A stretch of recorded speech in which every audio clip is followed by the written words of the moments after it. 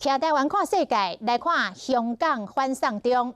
这个香港理工大学将做抗争者甲警方的战场，双方的冲突一直到昨暝拢无停。透早5点半，警察攻入去校园，抗争者嘛用汽油弹来反击，现场引发着大火，非常的混乱。 透早5点半，镇北警察冲入香港理工大学的校园，示威民众随甲警方弹汽油弹、佮点火，阻止警察进入现场，随变成火海。镇北警察举长枪一直冲示威民众，只好退入校园内。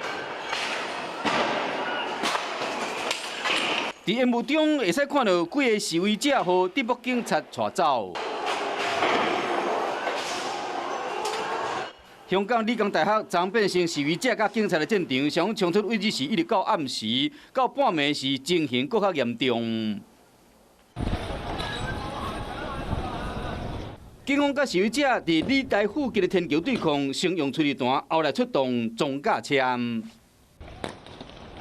雄雄一台装甲车冲向示威者设置的路障，抗议民众随甲弹汽油弹，结果车身导火，这是港警装甲车头一摆被攻击。装甲车赶紧驶倒去，退到天桥另外一边，镇北警察赶紧拍火。 另外，警方嘛出动水炮车，一直用水条攻击示威民众，各方所边的道路，甲示威者一直翻。你唯一一條路就係翻入去理工大學入面，唔好諗住晏晝掉完汽油彈、掉完磚，而家就可以唔使負上任何刑責。